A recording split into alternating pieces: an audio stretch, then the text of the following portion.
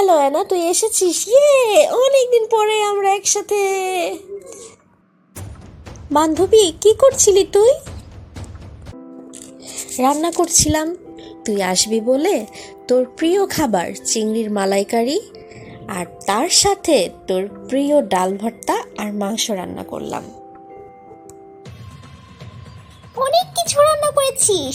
আজকে একসাথে কবজি ডুবিয়ে মজা করে খাবো। অনেকদিন পর তোর হাতের রান্না বলে কথা। কি মজা। আচ্ছা, এখন বল তো, তোর সংসার কেমন চলছে? এই তো চলছে মোটামুটি। সুখ দুঃখ নিয়েই তো মানুষের জীবন। আমারও তেমনই চলছে।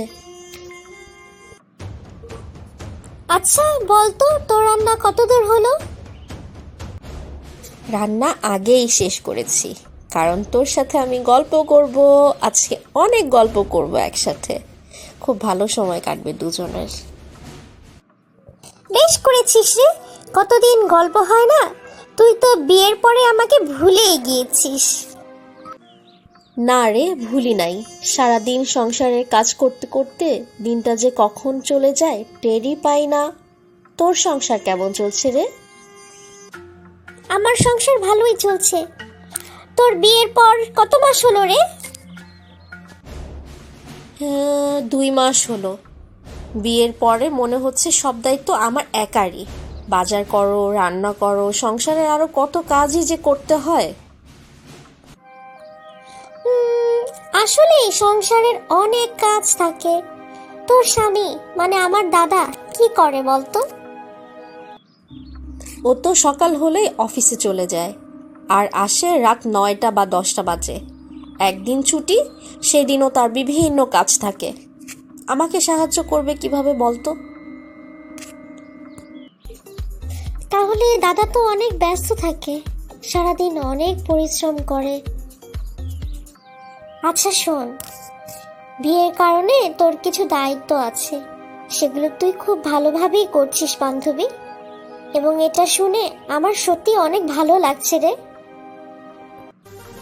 তুই আমার শুভাকাঙ্ক্ষী, তুই তো বলবি আমি ভালো।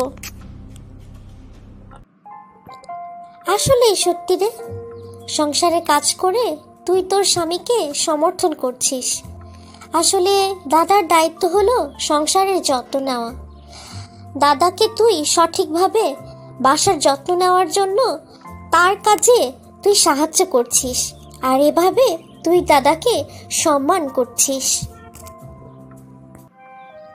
আমি আগে এভাবে ভাবিনি তো।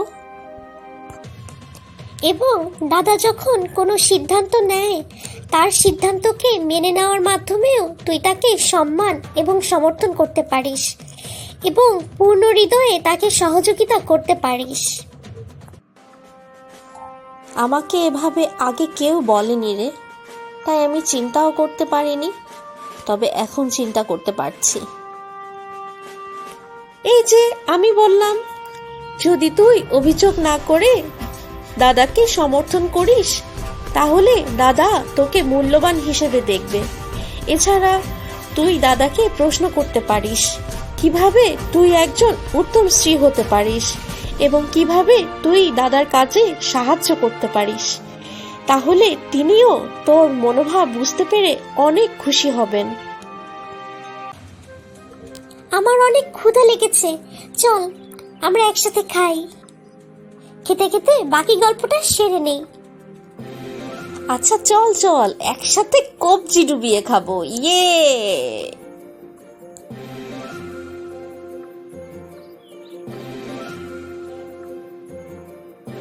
বন্ধুরা, তোমাদের ভিডিওগুলো কেমন লাগছে দয়া করে কমেন্টে জানাও। আমাদের ভিডিওগুলো দেখার জন্য তোমাদেরকে অনেক অনেক ধন্যবাদ। সেই সাথে লাইক, সাবস্ক্রাইব এবং শেয়ার করে অন্যদের দেখার সুযোগ করে দিও। ধন্যবাদ। সবাই ভালো থাকো। Bye bye.